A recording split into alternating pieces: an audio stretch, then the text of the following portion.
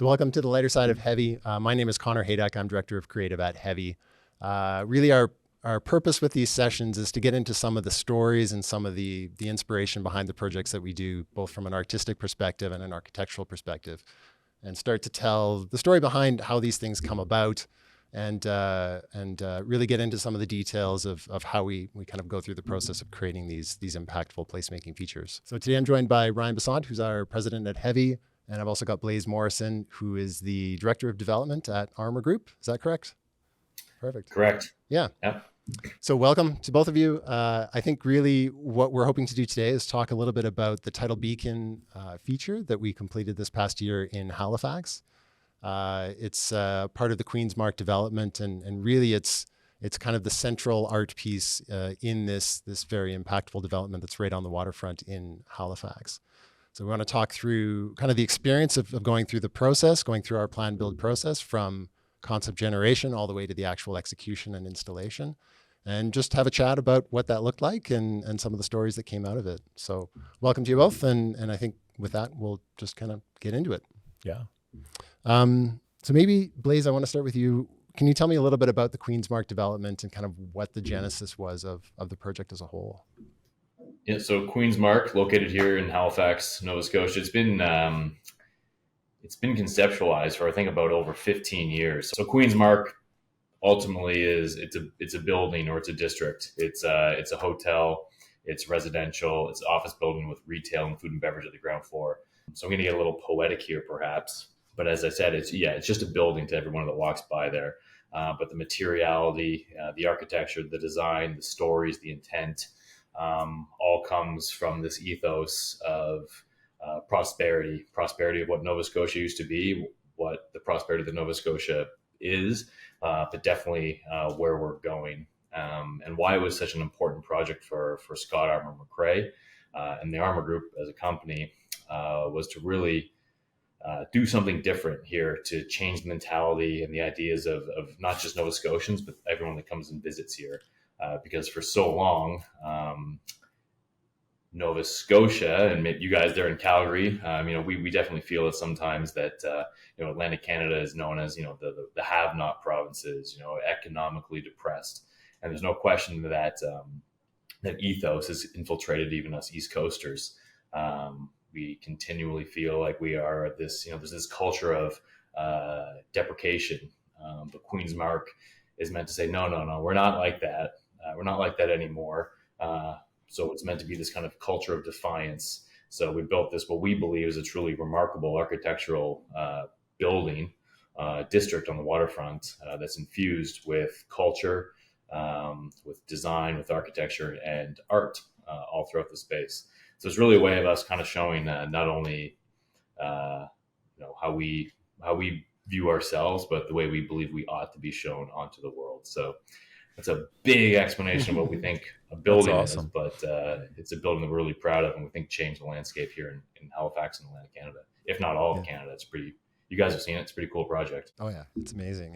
Yeah. No, that's a great intro. So how does the kind of central, how does art fit into it as a whole, and then specifically how does the kind of what we were calling initially the Harbor Light piece fit into that narrative? So yeah, art. We believe that the district it's kind of like an art district, right? Queens, there's art infused everywhere. Literally on the building, right? We've infused or embossed stories onto the Muntz metal panels. There's art in the hotel, all throughout the hotel. It's Atlantic Canadian artists, watercolors, oil, acrylic paintings. There's sculptures in the office lobby, in the residential lobby, and then all throughout the landscape. You could probably have your own podcast episode just about what is art and what is architecture, and are they different, are they the same? But there's obviously this there's an interconnected level of the two. So we've always envisioned Queen's Marque as being very much an integrated art and architecture experience, because the two disciplines do share a lot of similarities at its core. And then just at the simplistic form, Scott, again, I'm going to reference him a lot, or the CEO of our company. He's just a believer and supporter in the arts. He just likes it. It's great. It's cultural. It's important, and it makes people feel things. So it's something that we value, and we think brings value to our projects everywhere. Hey, Blaise, I got a question. Scott's obviously the big visionary behind this. Would you say he's a businessman first or a believer in arts first, or how do those show up for him and on this project? I would say I'm going to go back to the beginning. Sorry, I keep going to these big, these poetic answers. No, I think he's just a big believer in place. He's a second generation developer here in Halifax. His father started the company. He's taken it over. He said from day one of this project's not for him. It's not for the company. It's for his son, but it's also for his son's friends, his son's family, for his grandkids. He believes in making this place better. Atlantic Canada, Halifax specifically, Nova Scotia specifically, but just this place. Again, we haven't really got to the art yet, the Tidal Beacon piece itself. But you go down to that site, and private developers aren't building like 10-story buildings out of sandstone anymore. Private developers aren't building stairs that go into the ocean. Private developers aren't building buildings on wharfs that step up into the air over the harbor with an art piece on top of it. So of course it had to have commercial viability to it. But the vision for that project was bigger than just a kind of commercial first approach or art first approach. I think it was just a place first approach. Right on. Nice.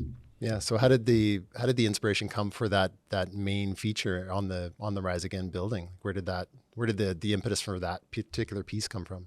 I'd say it definitely started with the architects and Scott themselves. So the architecture of the building was McKayline Sweet Apple Architects, based out of here in Halifax. Mm-hmm. So through all the iterations, there was always the idea of having a jewel. They always called it the jewel. And I remember some of the precedent images. We always went to Cloud Gate, right, in Chicago, right? The bean. Was that Anish Kapoor's bean? Yeah, there. So it's something that. So of course, there's the idea that art can bring people to a place and it's going to add that intrinsic value to it. We got retail, food and beverage. People are going to go, and art creates better experiences.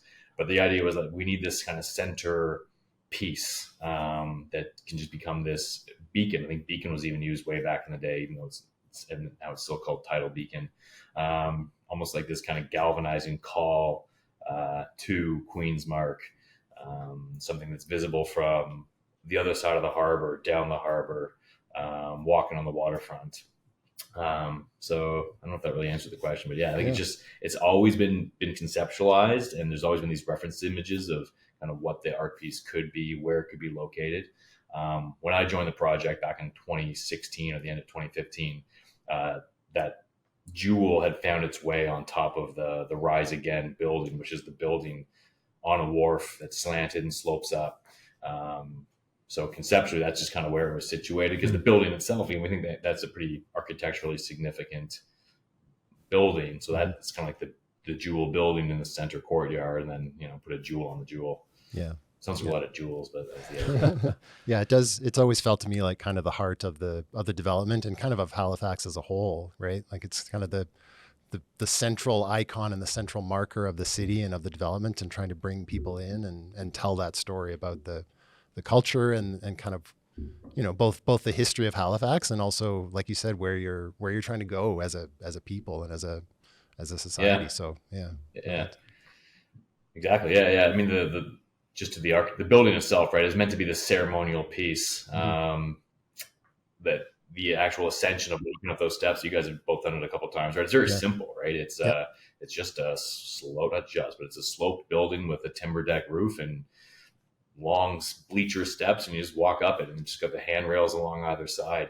But it's meant to be the ceremonial process. You just kind of walk up, and you can look over the edge down the waterfront, right out to the ocean. Like I can look out my window right now and just right out to the ocean. Our connection to the sea as East Coasters is very prevalent everywhere. We feel it, whether you swim or you sail or you fish or you don't. Like it's just always there. No different than the mountains in Calgary, probably, right? You have this affinity to it. Yeah. So the ceremonial process of walking up, but then having something at that destination, the jewel, the art piece was always something important, and kind of the story within the project. Yeah, there is something kind of meditative and, like you said, like ceremonial about that progression as you walk up the steps, and you need some kind of draw at the end of that too, and some kind of payoff, and I think having that piece in that location makes a lot of sense from that perspective, just to have it be kind of the culmination of that experience and also of the development as a whole. So yeah, I think it works really well from those perspectives. Connor and Ian and I know those steps really well. Yeah. When we carried the mock-up Yep. up, how many steps was it? 30, what is it, 30 33 something? steps, I want to say. I think I counted them at one point. I should know this, but I'm not gonna. I bet you Ian has probably walked those steps more than anybody in the world right now. I bet he's been up and down those steps more than anybody. Yeah, nice. Yeah. So maybe, do you want to talk to how Heavy got involved and kind of what that initial process looked like? It's interesting to hear that timeline, Blaze. Like, I don't know if in the moment when we first started talking that I understood, how central that beacon or jewel, as you put it, was to the concept. And because when we started talking, it was obviously years later. And yeah, I think I recall, chatting with yourself just about, a couple key features that we didn't understand all the history in the background, and came out to visit you to understand what that looks like, and also talk about how Heavy could engage in that. I think, I think it really came down to the values of your team and the values of us aligned really easily. And I think that opened up the door to, I think, having a bigger discussion around what could Heavy do on the project. And it probably gave us more autonomy than maybe we typically have. That's kind of what I recall. I don't know. What's your recollection of kind of how we started?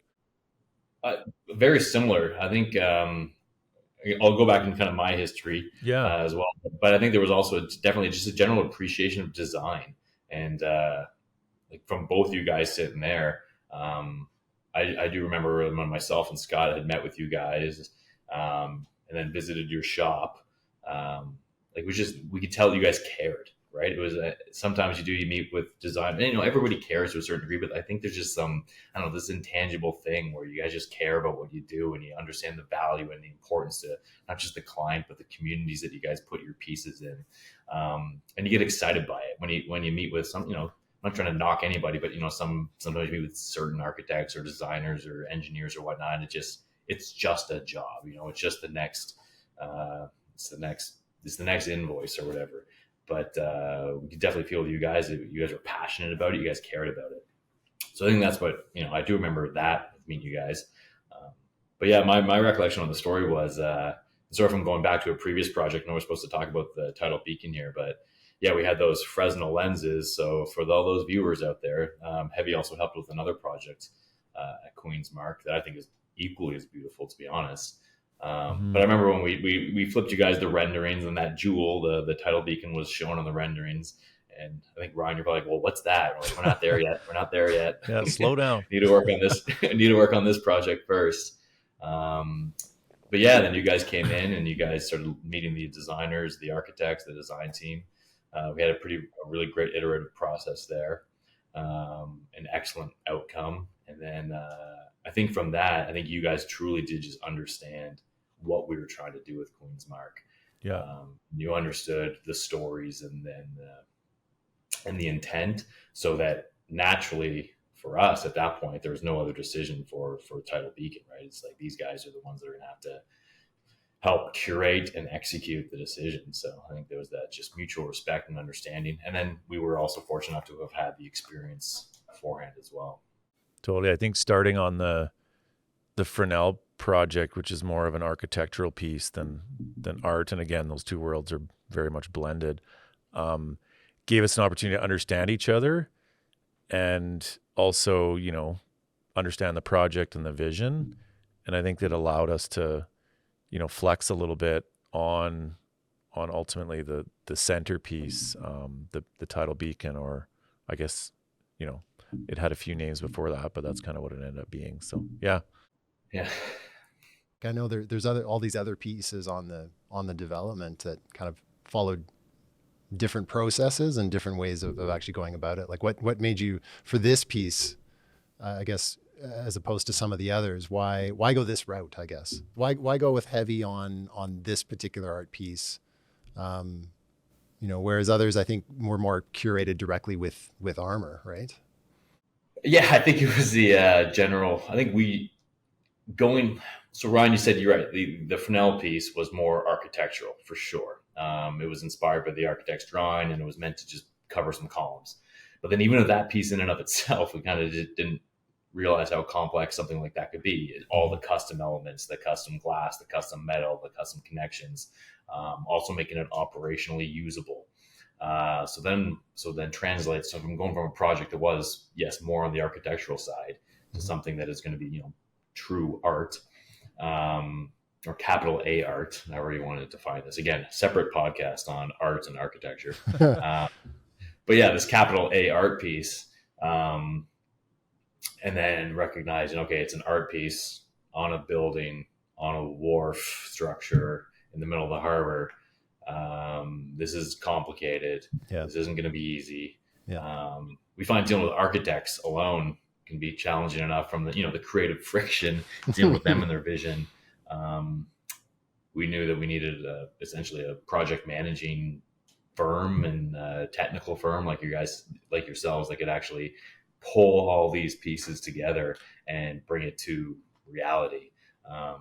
Because we can all sit there and doodle something on a piece of paper or a napkin and it looks great and cool, but actually executing that is a special set of skills, right? Not just the coordination of, sure, I can pick up the phone and call the structural engineer and connect them with the metal person and connect them with the glass person. But to do that and also have an artistic, view on it like you guys have is a rare thing indeed. And I think you guys definitely proved that with us on the previous project. So but there was no other option for Tidal Beacon. Yeah, nice. You guys. Yeah. I think our intent here with these kinds of projects is to be able to basically turnkey it, from that whole curation, concept generation phase all the way to the actual execution, and bring the expertise that we need to actually do that effectively. Because I think, there's lots of different people and lots of different companies that have specific expertise in various parts of that whole process. So it's great to hear that it kind of worked on this project, right? Where we did take it all the way through and it kind of all hung together in the end and we were able to get it done. So yeah, it's great to hear.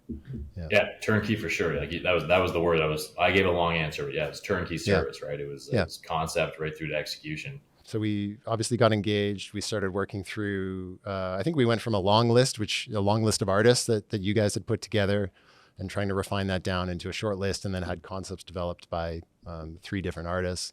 So what was your experience of that process? Like just working through kind of that initial, very early on concept stages and trying to figure out, okay, what artists do we reach out to and how do we guide them in terms of what we want this thing to be and kind of the results that we got out of that.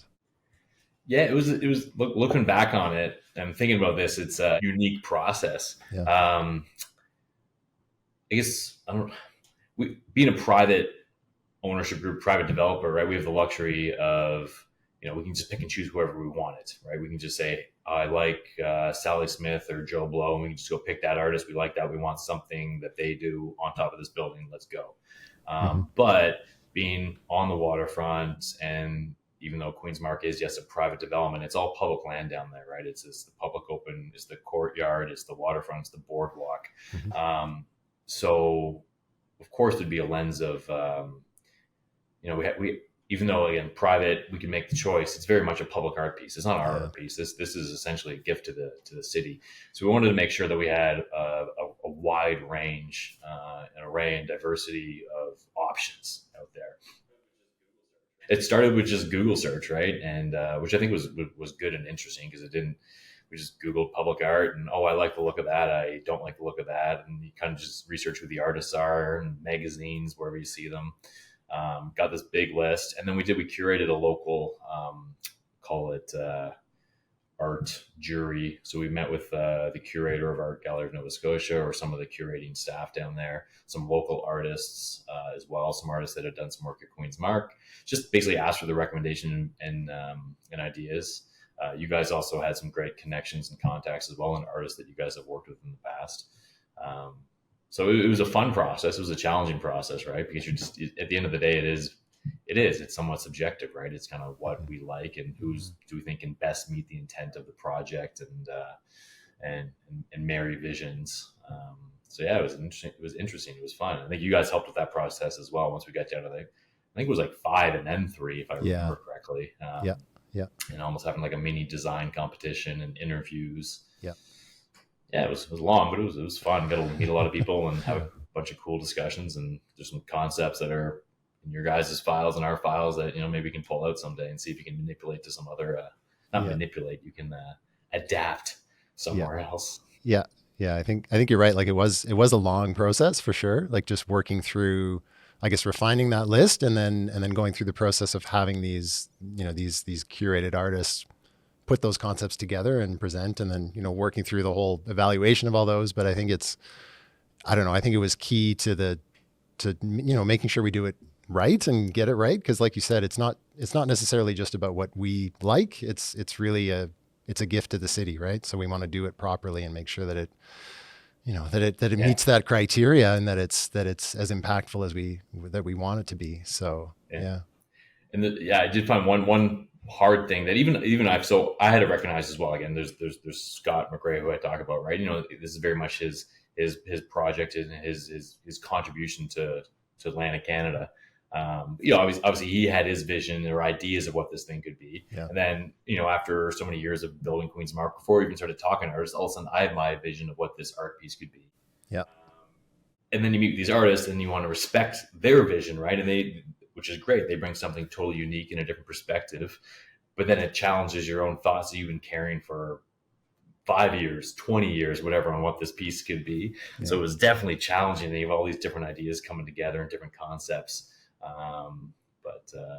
So it was, I think it was as much of a fun process kind of meeting these people, but also challenging our own ideas and concepts of what could actually be put down there. Yeah. Or how to, visualize what this beacon, this jewel could actually be different from our own thoughts. For sure. What do you think, Blaze, was different by having, Heavy at the table there? Like, you typically wouldn't have a general contractor at the table when you're looking at the concept for a building, like, those early phases. In this case, it's kind of unique for Heavy to be at that table in the industry. What did you think was different having us there? I think you guys had a different set of questions that you guys knew to ask, right? You knew you could see things differently than we couldn't, right? You would ask is that going to work structurally? Oh, how are you actually going to get the lights in that? Oh, how are you actually going to build this thing on the water? I think you guys just you bring that technical expertise to it as well. Just the experience, right? You guys build art pieces and you build custom architectural elements, art pieces all the time. We're okay admitting we don't know what we don't know. Mm-hmm. We know how to build office buildings, residential buildings. We can build square feet, concrete, walls, roofs. We're good at that. Mm-hmm. We're not great at art pieces on buildings, on wharfs, on water. Like it's not our forte. So let's kind of leave that to the professionals. Yeah. Nice. Yeah. One of the challenges that I remember from that is just making sure that the concepts that are developed are really speak to the context and the location of being, this kind of central Halifax, and that, fit into the context of the Queen's Marque development as well. Because, obviously none of the artists that we were looking at were local from Halifax. And so that you have to kind of educate them on what it's all about and what Halifax is and who you are as a city and all these sorts of things, because it's so central to what this piece is trying to be. So I remember that being a bit of a challenge just to get everyone up to speed on exactly what it was we're trying to achieve here and what the meaning was that we're trying to imbue into this piece. So I don't know. I think we ended up in a good place, and really in the end, all of the concepts kind of spoke to that context in one way or another. But I think just, working through that was there was like 3 distinct different stories. Yeah, definitely. That were all relatable. Yep. To the history and to what Halifax wanted. And some of them were more literal than others, but I think it was cool just to see that creative process and helping curate that. So You're right, Connor. I think that was a challenge, right? No different than me coming to Calgary and you guys trying to, I know I'm being very stereotypical here, but you guys trying to explain cowboy culture. It's like, unless you know it, unless you feel it, unless you do it, like, it's hard to come in here and say, like, this is what it's like to be Nova Scotian, right? You have to experience something. So Yeah. But I think that's what we wanted. Just speaking more on the art program down at Queen's Marque, right? Like we definitely have as many what we think are local artists kind of throughout the hotel, around the residential. A lot of international Canadian artists as well. Lots that were trained here at NASCAD, Nova Scotia College of Art and Design. But for this piece, we didn't want any boundaries with that piece, and that jewel conceptually on top of that building, like a lighthouse, right? It was always kind of this like light beacon. We knew light would be involved in this jewel, but we didn't want it to be a kitschy lighthouse, right? So trying to tell that story to people that think of Atlantic Canada like, oh, lighthouses and lobster traps and things like that. But no, we don't want it to be a lighthouse, but we want it to be a beacon. It's kind of a hard thing to tell somebody. Yeah. But we wanted, why we were okay with this being kind of open borders, international call to artists was, what is a lighthouse though? A lighthouse is it's a call to home. It's safe passage. And Halifax is a place with, Pier 21. We welcome, it's kind of like our Ellis Island here in Halifax, right? Yeah. We welcome tourists. We welcome people from all over the world. So it's, I think I said it earlier, right? It's like, although a lot of the art and the architecture is inspired by local materials and ideas and concepts and stories, that lighthouse is pretty much an international, global symbol. Mm-hmm. It was interesting to get the perspectives from international artists on not just, again, how we think we see ourselves, but how, others see us and how they think we ought to be seen and showcased onto the world. Yeah. So that's why that particular art piece, it was open for interpretation. Yeah. Which was fun. Do you think of the three concepts, just from recalling those blaze, do you think they all would have worked, or was there a couple that would have worked? Like, I know we ultimately chose the one that we chose, but yeah, just curious to hear, reflecting on that, like, were they all good ideas and they were all, different, but would have worked in their own way? Yeah, I and obviously no discredit to the one that we chose. It's a beautiful piece and it's awesome, and everyone, most part, loves that art piece down there. But yeah, I think they all would have worked in their own right. They were, you alluded to it, they're all different. Mm-hmm. I remember one of them was like radically different. The object one. I don't know what I'm allowed to say or what I'm supposed to say in terms of privacy or whatnot. But that one, or I don't know if you remember that one, the big silver object up there, like that was radically different than what's down there. Yeah. I loved it. It was a cool concept.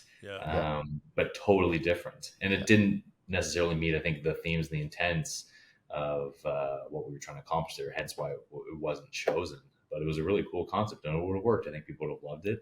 Some people would have hated it, but I mean, that's okay, right? That's kind of part of it, right? Just spark some dialogue and thinking. And I think that's a big part of what made it fun is they all could have worked in their own respect. And just going through, all the criteria of like, why is this better than the other one? And kind of having that dialogue and debate was I thought a pretty cool experience. And I think we hit the nail on the head. Like we chose, the right one for the right reasons, and it got done. That's my opinion. Obviously I'm biased here, but I think it turned out good and we went down the right path. So no, I agree as well, right? It holds true to the architecture as well. I mean, the forms marry. It holds true to the idea of like light being integral to the piece. Then the element that we never thought of, but the artist brought in, was the whole environmental aspect of it, right? And our connection to water and wind and air, and so that there's, so I think it worked out really, really well, and I think it was the right choice. Yeah. So ultimately, it was Ned Kahn's Tidal Beacon concept that we're talking about that we went ahead with. Really the intent of that piece was all about kind of representing the atmospheric context and the environment. So the rising and falling of the tide, the waves of wind rushing through, and representing that in this kind of skin of flappers, and really trying to pick up on the here and now of that context, and kind of turn it into a bit of a marker for weather and the tides and all these things, and kind of tie it back to seafaring as well, because obviously those things were critical in that time, and setting out on a ship, you need to know what's happening. So it kind of all ties together really nicely, and I think it speaks to that kind of procession as well. As you walk up, you're kind of getting into the moment of actually experiencing what's around you. So there's a lot of things that kind of all tie together with this piece and with this concept, that kind of add to that more of a meaningful experience of that space, right? So I mean, I think you're sorry. Yeah, it tells a story that's deeper than just form. exactly. That's what's cool about Ned's work is it touches the unseen elements, right? It captures the wind, and then you hear it too, just flapping. And then integrate with the light and different times of day and the way the light refracts off the harbor and the reflections. Yeah, it's really, really cool. And it captures the sky, the water, and you can post-rationalize a lot of this stuff. I'm sure I'm sure Ned will say, I meant to do all that stuff. And maybe he did, but it's kind of like, after it's built, then you start to realize all the little nuances of the art piece are what really make it special. Yeah. Well, I think that's just it. Like, I think some of that was conceived initially, right? Like, representing the wind and the tides and everything, but really so much of that does come out as you actually move through the development of it. So, once we get into actually, okay, how are we actually going to execute this and starting to build prototypes and mock-ups and figure out how does this thing actually work in the real world and what's the experience of it? And then from there, you can start to kind of lean into these specific experiences, right? These little gems of things that happen that you weren't really expecting. So like one of the ones that stands out in my mind is when we built the larger prototype with the lighting behind it and everything, just seeing how when the flappers flap with the lights behind, you get these kind of flashes and these little sparkling of the reflection off of those flappers, which I wasn't expecting at all, but it ends up being kind of one of the most interesting things about the piece is when they flap and you get the sparkling as the flappers like reflect the light. SOS call almost. Yeah, exactly. Exactly. So I mean, that you could post-rationalize and say, yeah, it's like an SOS call or something, but it still works, right? It doesn't mean it's not any less valid. Do you remember when we're doing the mock-ups and doing all those tests? Like, we're talking about, like, there's going to be nuances of this that we expect there's going to be something that's going to pop up that we're not expecting. Yeah, and definitely. And it always does. Came true. Yeah, there's always stuff that does, and you hope it's good stuff that you can kind of lean into, but there's definitely challenges that come out of that too. Like I know the fog rods, like just figuring out that whole system was a challenge for sure. Just given it's a rat's nest of structural members in behind there. So. Yeah, I mean, what are some of the challenges that you remember just going through that process? I think the pier, like it was probably, we all knew it was a challenge. I think it became a bigger challenge because the sculpture wanted to be a certain size, but the pier didn't want it to be that big from a structural point of view. Yeah. And so the creativity and technical, like those worlds merging to really ensure that it was big enough so that it made the statement. And I just remember, like, working with Ned and our relationship with him, like in a lot of ways he was informing us and we were informing him, and that collaboration is really where the magic happened. Otherwise, if that wasn't there, we would have, if we didn't take no for an answer, it would have ended up being half its size. Because just the snow and the wind loads and the limited structure, and then how we're installing that, on the ocean, essentially, that was a really big challenge. And just the way that we came together to, enhance, like we actually made the concept better, in my opinion. That collaboration with us and Ned and kind of turning that big obstacle into an opportunity, like, because that's part of the fog rods weren't a product of, they weren't initially an aesthetic requirement. They became a structural requirement, which we then turned them into a huge aesthetic piece or win on the project. Yeah, like we needed some way to brace the cable system, partly due to, I know the ice loading was another big challenge that we went through, just the amount of ice that we had to account for that could potentially build up on this structure. But anyway, looking at some way to brace those cables so that they don't deflect too much. And it led to this system of these rods that become an aesthetic element in and of themselves. So you're kind of performing this double duty, but in a way that kind of enhances both. So I think that, yeah, I agree. Like that worked out really well, and it just adds to, without those, I think it would have kind of been lacking a bit in terms of what it would have been. So yeah. But you're right, those fog rods, for all you listeners or viewers out there, that was heavy. That was you guys taking a structural problem, marrying it with the artist's intent and our intent, and then coming up with a solution that added to both. Yeah. I remember that presentation very well. I think it was Connor, it was you, and somebody else in your office. Would have been Sander probably. Yeah. East Coaster. Yeah. And we were struggling with the lateral loads, or just the loading generally, and the transfer loads down to the building. And then you guys went away and came back with this idea, the fog rods. And then you guys call it post-rationalizing, but it's this kind of ethereal thing you look up when you're inside it. Now you're kind of looking through all these things. So yeah, that's a perfect example of how you guys are able to, or able to mesh all these disciplines together to come up with solutions that aren't just practical, but you can work with the artist and make it work, and the client to make it work as part of the overall piece. So yeah, that's a perfect example. Yeah, I think those are the things that really excite me, where you can get all of these things just perfectly dovetailing and everything just fits together and works from these different perspectives. And you're not, we didn't just add a, L angle sticking off the side of the the tower to kind of brace those cables, because it had to be there from a structural perspective. Like, what can we do that's actually more interesting and works towards the common goal of the piece as a whole? So I think, and like the limit of the structural capacity of the pier only allowed us to essentially create so much surface area from a wind, snow, ice load. And then the flappers and the cable system was actually, a way to shed the ice. And so just the way that we, turned some of those obstacles into opportunities was, I thought that's really where the magic happened. And I think that's a big part of, when we understand what the client's vision is, and also, a big part of Ned's work was, it's kind of mysterious when you first see it, like for the the visitors that are there. It's like they kind of question, like, what is going on there?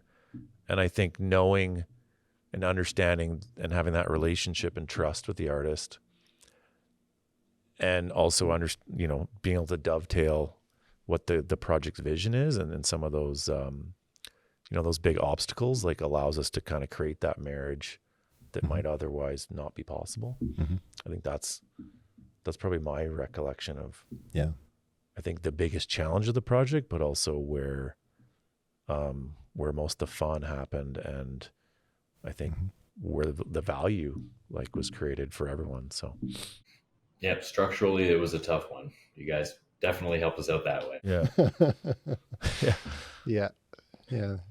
I want to talk a little bit about lighting and just the kind of process to work through that element and the programming of it. So obviously the lights respond to the tides as they go up and down, and then we have a sequence that kind of gets run at high and low tide, so kind of an event that happens. What was your experience of kind of working through that, Blaze, in terms of what that system looks like, given that it's such a kind of integral part of the piece itself? Yeah, like I said, light as this beacon, this non-lighthouse lighthouse. I'd say lighting was, we can talk about the structure. You can have a separate podcast just on the structure behind Tidal Beacon. Without question, it was the most challenging part of the project. But the lighting was probably the most, creative challenge of the process. Like, I think, coming up with the story behind the lights and and how to program it accordingly, and how to make it make sense. I found, I don't know if you guys felt that too, but I actually found the lighting the most frustrating part of the project. Not the result, but the process was tough. Not because it was, nobody was doing anything wrong or anything. It was just it was hard to articulate that story through light, and then combining it with the technology and just figuring out the right products. I found it a very challenged, frustrating part of the process. And then it was one that was kind of slow moving until we finally got it. And I think it's also one of those hard things as well. You can only do renders, and computer programs can really only show you so much, in my opinion.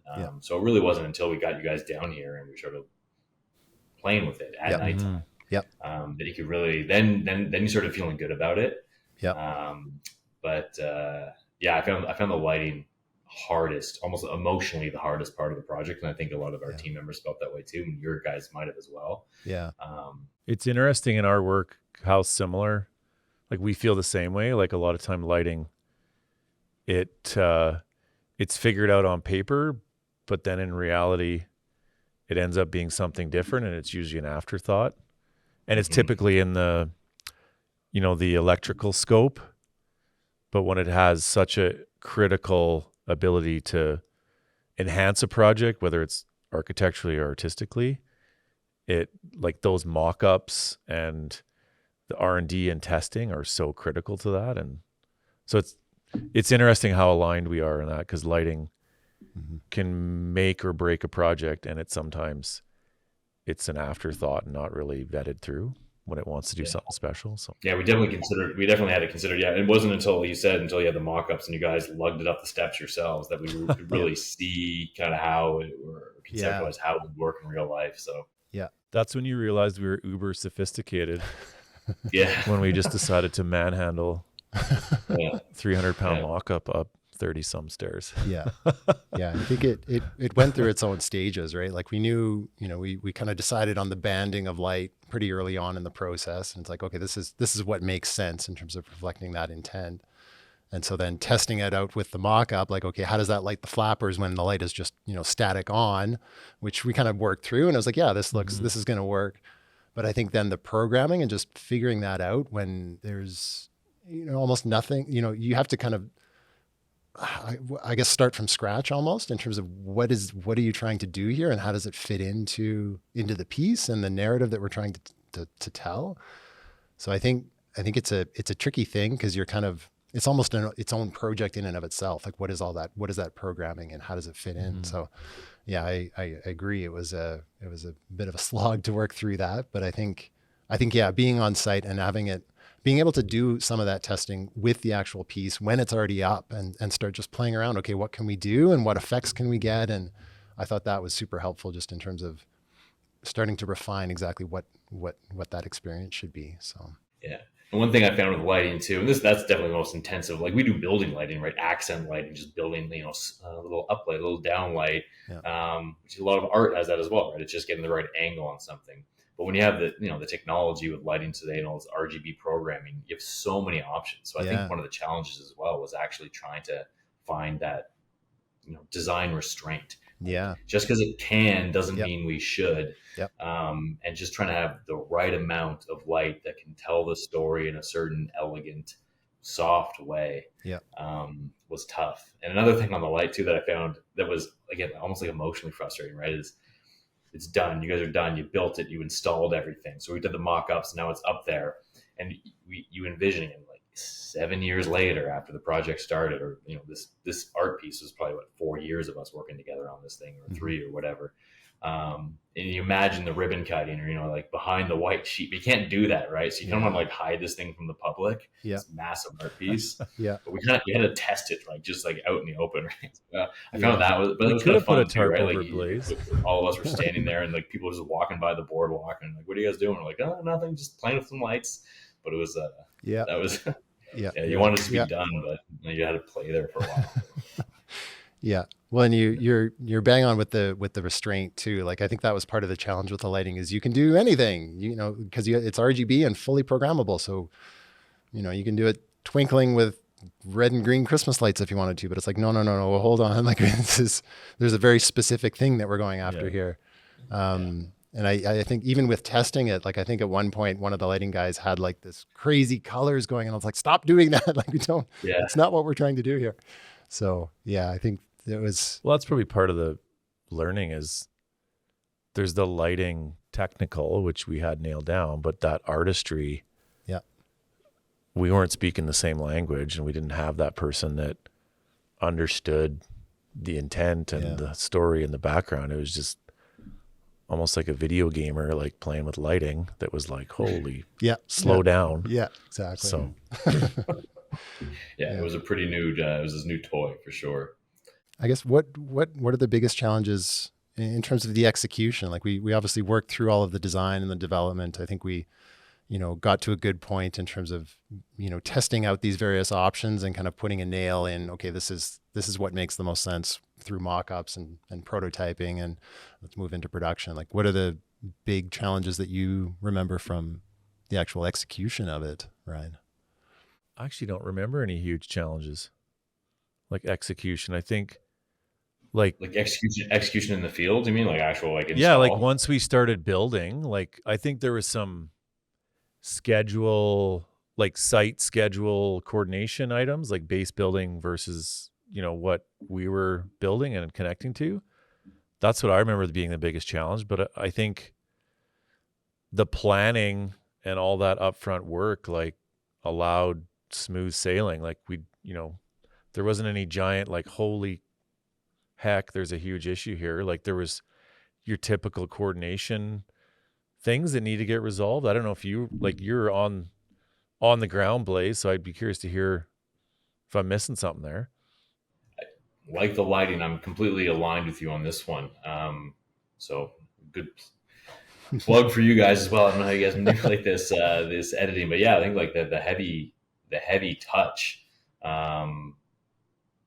is, you're right, all the planning beforehand and integrating, like, and going from your design team to then integrating kind of mid-process, your actual construction project managers. So by the time that everything's all resolved, technically, or sorry, from a design perspective, when everything got on site, I don't remember any issues other than just typical ongoing coordination issues, but it was very smooth sailing once it got here.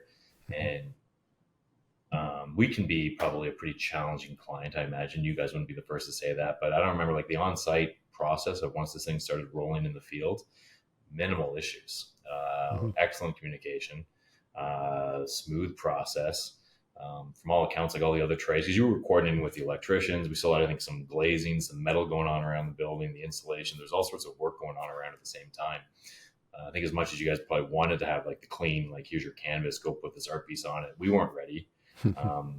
So you guys played ball with all of our teams as well, and it was very seamless, right? You guys had everything, all the work had been done beforehand, and it was. And then you guys cycled your team members through here, and they got good relationships with all the people down here. I thought it was, you're right, it was like the smoothest part of the project.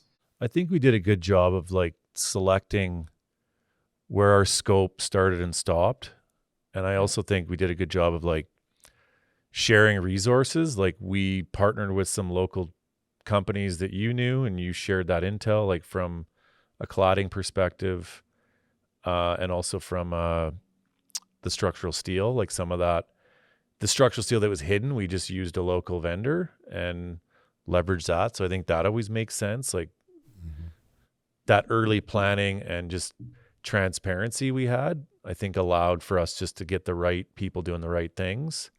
And it doesn't always need to be us. It can be whoever adds value. I think that was a big part of that success. So there wasn't hiccups. It was pretty smooth sailing. And we're not going to say we know everything about Halifax, and leveraging your knowledge and other locals, I think, helped that for sure. Yeah, you're absolutely right. I think it was, scaffolding, electricians, right? Some of the metal guys, but same stuff, different provinces, different states, whatever. You guys were able to coordinate and work with whoever. And it was definitely, the install part of the process, I thought, was very smooth.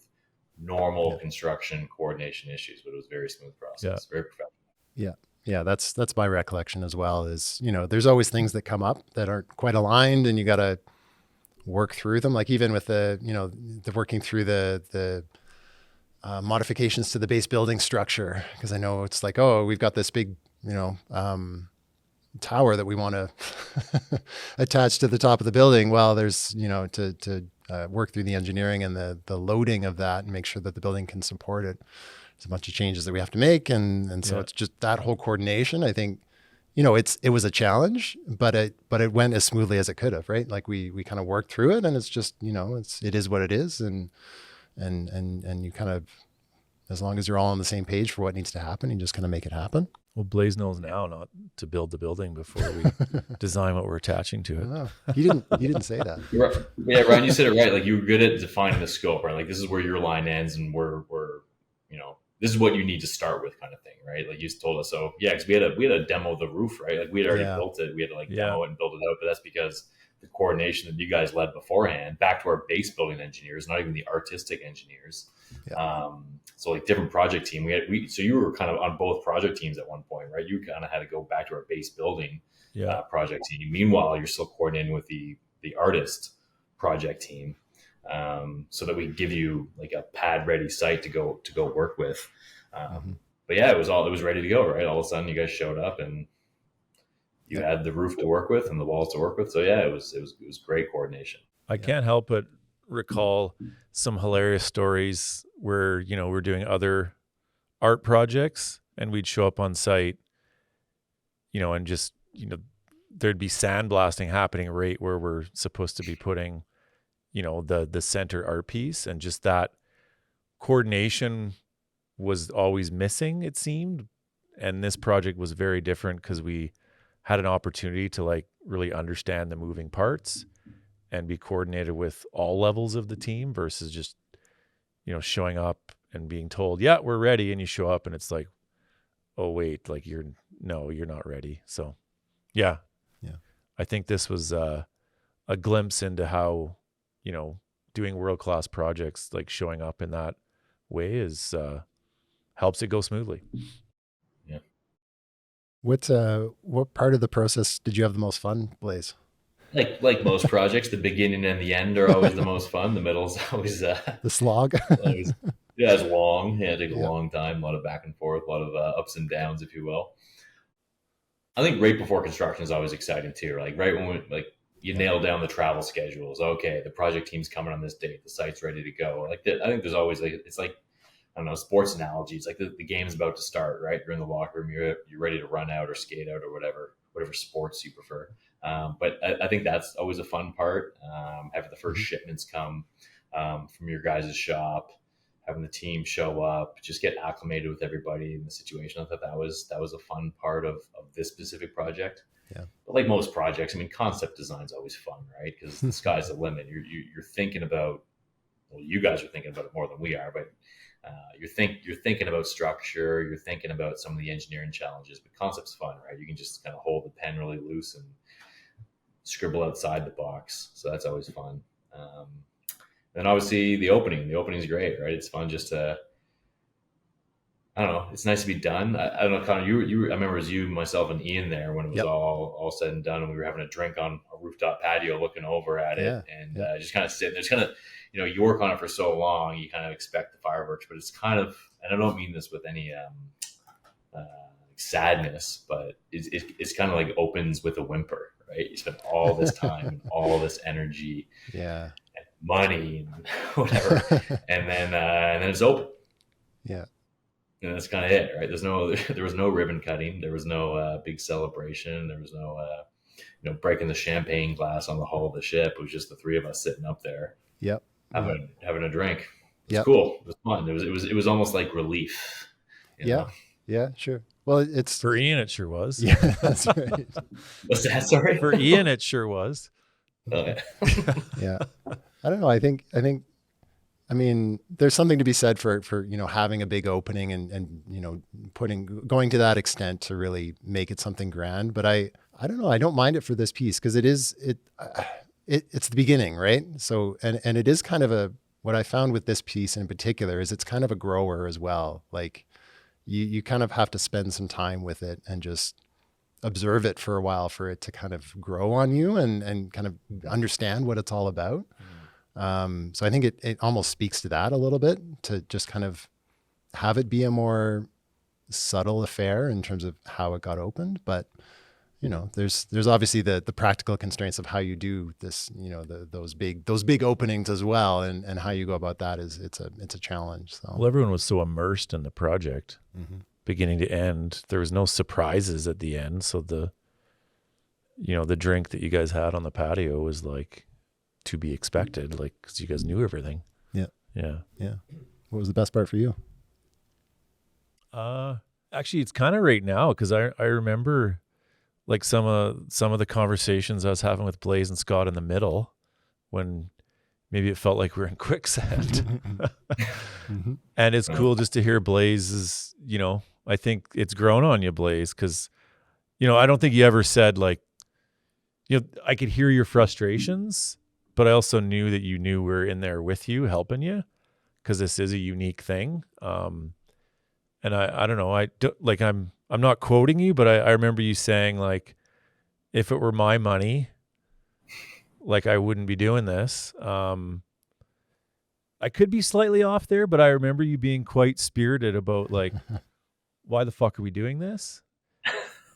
And I'm hearing something way different today, which is cool to hear. And I also, I knew that was more coming from just frustration and a lot of things going on, like, not even with us, like, in the project, with everything. But it's just cool to hear now you're reflecting. You're like, it sounds like thumbs up, every step of the way. And so, I don't know, that's cool to hear. And it's been a couple of years.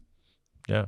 Yeah, there's no question. Yeah. I don't know if those were my exact words, but yeah, no, there was definitely, you're right. There's definitely some frustration there, right? You get it's, I don't know, brain drain, call it what it is, emotional fatigue, right? Yeah. And then you're just kind of going through the motions, and you're like, I don't know, Ryan, I don't know, Connor, just get it done at some point. Yeah. I'm sure that attitude was definitely expressed. Yeah. So yeah, you're right. It does. It grows on. Yeah. So yeah, when I say out with a whimper, when it's all done, I was just sitting up there like, yeah, we're done. Yeah, cheers. It was long, but you're right. Now, yeah, it's been a couple of years, and you sit down and you walk through that corridor, you look up at it, and you see people enjoying it, experiencing it, and it is definitely an art piece that, as Connor said, it grows on you, and it's different all the time, right? The way the sun hits it and the reflections of the water, it's always different, and you can just look at it and walk on by. You can spend some time experiencing it. It's a cool piece. I think what I heard, like, to be clear, I think what I heard in the middle from you was you questioning, is this going to be worth it? Oh, yeah. And now there's no question what I'm hearing. It was worth it, and it turned out great. So that's cool to hear. It was definitely worth it. Yeah. I definitely questioned it at some point. We question Connor mostly. We put Connor through his paces. Oh my God. Yeah. What would we do differently if we had to do it all again? Yeah, Blaze, what do you think? Gosh, honestly, it's I think we would, knowing what we know now, what we would do differently is involve you guys earlier. Just to go back to the structure part of it, and I don't know how much detail everyone needs to know, right? But when we designed the building, right? So it's the Rise Again building is a 1-story ramped structure on top of a wharf, right? So we designed the wharf, and so you got the marine engineers designing for whatever vertical loads, lateral loads, wind loads, tide loads, and then you got the building engineer on top of that, considering their loading requirements. So then we take the building engineer and we roughed it, we approximated, right? We said, okay, we think there's going to be an art piece on top of it. And at this time, I think we'd gone through some concepts. You guys had kind of been involved, but not really, I don't think, at this point, probably not at all. And we said, okay, it's however many feet high, it's however many like solid structure around. So calculate your loads accordingly. And we did that.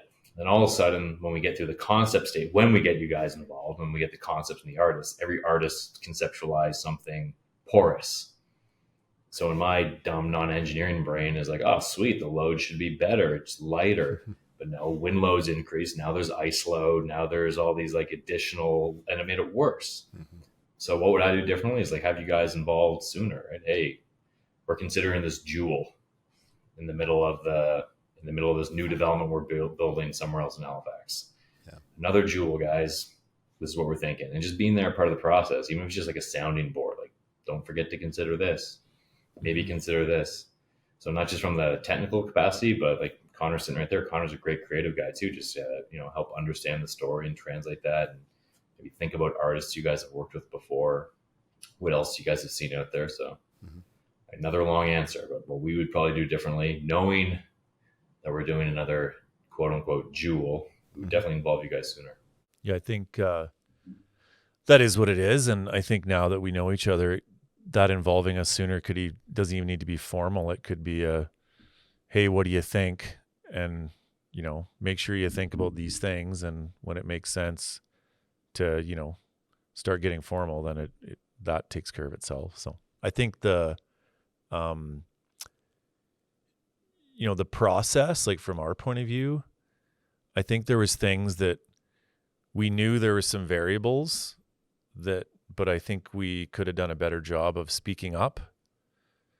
But I also think, in those early phases with a client, you don't want to piss clients off. So, we wanted to do what we're told enough, but also, make sure that we were being heard. So I think there was a few things related to like one path we went down for a bit. I think we were trying too hard to please versus having the honest conversation sooner.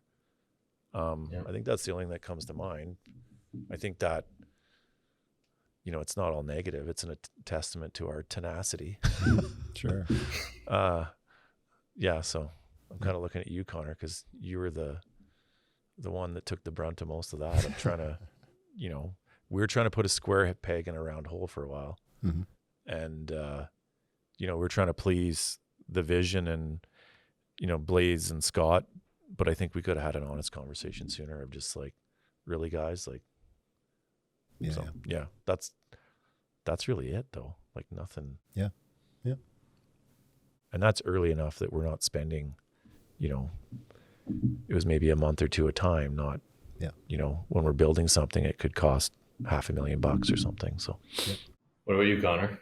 I think the same things. I think, like you said, I think there's input that we can provide early on in these projects, and that can just help everything go a lot smoother. And so if there's any way for us to be able to just be involved in those early conversations, I think that's where we really want to be. And I think that's where we can offer the most value and make sure that, things go as smoothly as they can be.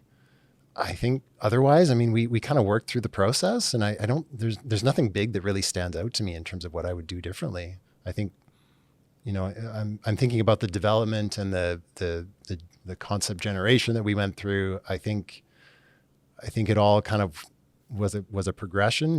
We kind of developed an initial concept that didn't quite meet the mark in a variety of ways, and so that was maybe, trying out a particular path that didn't lead anywhere, unfortunately, but it kind of is what it is. And I don't know, again, that, if we would do it again, I don't know that that it would have gone any different. So no, I think those, they seem like small decisions, and they kind of are early in the phase, but they have really big impacts. Mm-hmm.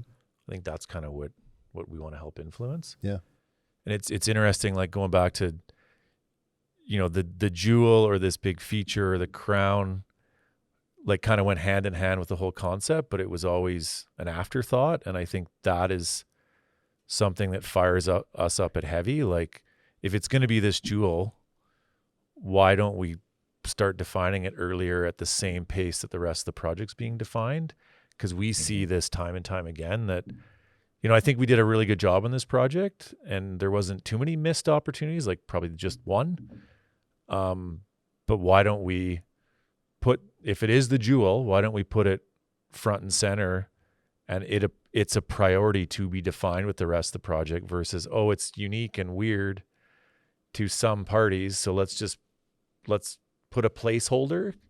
And when we see like placeholder used, it's like, that's the enemy, because that means it's going to cost more, it's going to be smaller, and it might get fucked up. Yeah. And so that's kind of like the part that irks me, like on, projects that want to do amazing things. And it's no fault of anyone's. It's part of the process that doesn't work when you're trying to build these special things. I think on this project as well. So I think one thing, obviously, we had to talk, speaking of budget, and what we would do differently. I think we actually did it, and you guys helped obviously usher it or manage it. But I think we were pretty good with the budget there. We knew we were going to spend a certain amount of money on this piece. Having a budget though, and doing our best to stick to it. But I think one thing we did well on Tidal Beacon specifically was we didn't, for lack of a better way of saying it, we didn't like cheap out. I think you guys proposed a lot of materials and products, but us knowing what this thing was, we weren't afraid, or what it was meant to be as well. We weren't afraid to make a decision that was quote unquote over budget, or just a little bit outside of the expectations of what we could do. I'm trying to think of a good example, but I think it was like the mirrored finish, for example. Like there was a couple products you guys proposed, and there was, the fake product, the middle of the road product, and then the better products. But just, I don't know if I'm just giving advice to other builders or whoever, but I think, you got to know where you're going to spend your money. And sometimes you can't. One thing we did right is I don't think we said, quote unquote, cheaped out to save a few bucks on something this impactful. Mm-hmm. So I think that's important. And where I was going to go, and I'm just going off on a tangent, is Fresnel lenses, or the Fresnel lenses. Love that piece. I still think that's one of my favorites down there. But I do wish still that we didn't go with the powder coated aluminum, right? We should have went with like the real Muntz, the real material, the real touch. Would have added cost to the project. Yeah. Not as meaningful as Tidal Beacon, but what I would do differently on every art project moving forward is to make sure, materials matter, touch, texture, I think it matters. So just what I would do differently from that previous project is making sure we stick to the good quality materials that last. So it's more just, I think that was more me speaking to myself there, thinking about the next project we do, but nice. Stick to a budget, but still push for the right decision. Yeah, no, that's good. Value engineering, it's maybe a no is what I'm hearing. Yeah. Well, I know it's hard, right? I feel like you can easily speak outside of both sides of your mouth on that one, but we value engineer to some degree for sure, but it's making sure, I don't know, you do it in the right spots. Now that it's installed and people are interacting with it, and it's in the landscape, and it's part of the Queen's Marque development. Like what's been the impact on the community that you've seen? Like what's been the reaction locally? I think really positive, right? Obviously there's the media, the reports, the photos, and everything when it first went live, when we first opened it up or unveiled it. But I think it's actually doing exactly what it's intended to do or intended to be. It's just a backdrop on the city, on the waterfront. It's there. And I think it's okay if people don't, celebrate it all the time. I think it's not meant to be this, showstopper piece. It's not meant to be the talked about piece. It's not meant to be a controversial piece. It's meant to be this piece of art that is kind of woven into the fabric of Halifax. So I think it's been received really well from that respect. It's just kind of part of the waterfront now. It's part of the city. So that's kind of when I talk to people, anecdotally, everyone says it's a wonderful development. It's a wonderful district. The art is wonderful. So I think from that perspective, it's been an absolutely huge success. Nice. That makes sense. Great. Last question. What are you guys most proud of? About the art piece specifically? Art piece, process. I don't know. Whatever stands out to you. I think I've had some friends visit. They actually stayed at the Mirror. Is that how you say it? Mirror. And, they didn't know that I know the project. They didn't know we did the art piece. And the things that I heard from them were just pretty cool to hear, like that feedback unsolicited, like just about the piece itself, about, the attention and detail of the development. Like it's cool to hear that stuff. And then I think just knowing that, I think a lot of those obstacles with a different process would have not resulted in what we achieved. Mm-hmm. And so I think we actually realized, kind of what we're trying to do is build better work for the right amount of money, and it be that was valuable, no question. I think we really showed up in that spotlight. So nice. And just proud of the relationships we formed and kind of how we had the right people doing the right things. Yeah, on that, as you're talking, I was listening, but I was also thinking, I think the relationships that have been formed. I don't know if this is like a low bar to hit, but projects can go sideways sometimes. Projects can go bad, and that's a really complicated one. I'm proud of the challenges that we overcame as a team, and the various levels of the team that you guys had involved, that we had involved too.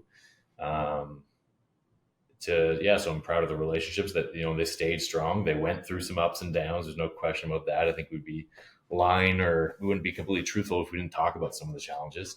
I'm proud that we came out of the other end of that thing.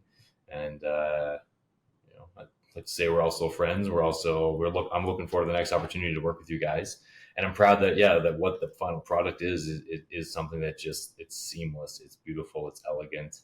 and all the bullshit challenges, personally, project management, details design, they're hidden, right? They're in somebody's desk drawer on some file, but like it's there, right? And we know about it. So it's, yeah, I'm proud to walk down there and just point at that and say, yeah, I was part of that. And Yeah. I know all the skeletons and everything too. It's kind of fun. I think you guys are a hard client, Blaze, like no question. I think that's part of the pride, but it's also you guys are coming from a place of doing better work. You're not just hard because you're assholes. Like you're passionate. That's why you're hard. And I think it takes a certain class to work, to hit that bar that you're setting. And that's kind of aspiring, like for us, like, and some days it's like, man, these guys are hard to work with. And I'm like, well, think about where they're coming from. They're actually trying to do something cool, which aligns with what we're trying to do. So I think that was kind of a cool piece. Like now that some times went by, it's like, yeah, we showed up the way we want to show up. Yeah. And you guys are pushing us, which is what we want. Right on. Connor, you're always asking questions, man. What are you most proud of? I'm honestly really proud of the final piece. Like I think it's honestly, it's more impactful than what I was going to say is more impactful than I was expecting it to be. And that's not to disparage kind of the work that we did up front, but I think it really lives up to what we were hoping it would be. I think just the experience of it and it being this representative of all of these different of the local context, but also these atmospheric conditions, and it being kind of this meditative experience to observe it. I think, I don't know, there's something really nice in that, and I'm just super happy with it. Yeah. So for your info, Blaze, we've done, I would say 8 to 10 projects of this scale. And this by far like exceeds like just what was created and how dynamic it is, where it's easy to spend a couple $1,000,000 and it just be meh. And so I think that's another piece of it. Like it's cool.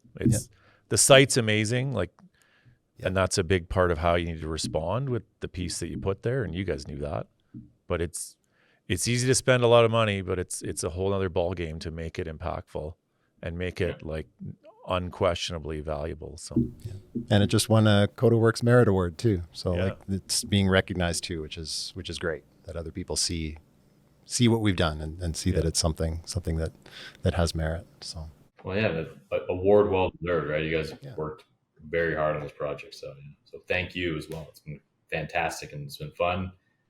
And shitty and hard, but fun. And I can't wait for the next one. Yeah. Nice. Yeah. Great things don't come without going through some shit, right? Yeah. That's awesome. Yeah. What's that? Is that the way the quote is? I don't think that's not the elegance of the quote. Yeah. Well, right on. Thanks very much to both of you for joining us. And let's look forward to the next one.